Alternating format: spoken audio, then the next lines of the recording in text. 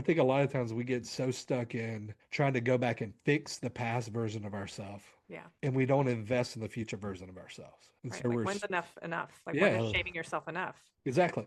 And how can you learn from that person? Because it was a person that you lived through. How can you learn from that person to make the next version of you better and move it forward? And you get to a point where you're like, all of my past shit is just teaching me how to be a better future version. Instead of, I need to go to my past shit and reparent my past shit and do surgery on my past shit and do surgery on my parents and do surgery on the person to help me. No, you don't. Yeah. They all taught you lessons. And those lessons are for you to learn and live better. But we get so beholden to the fact that we went through it. That means that we're not good enough and Yeah. we're a piece of shit and all that kind of stuff. And it creates this journey down deep where no matter what happens to us, we're always reflecting backwards instead of reflecting forwards. Because in my experience, shame is a very poor motivator. It's, Yes. again, it's moving towards purpose as opposed to avoiding pain.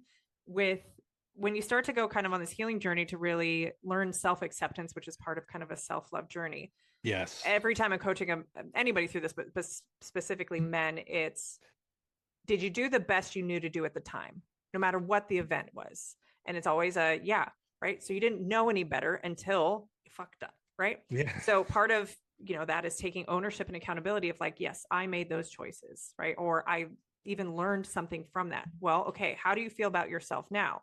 Oh, I still feel like it's possible. I feel like when they loop on the shame, it's trying to control and prevent them from doing the action again.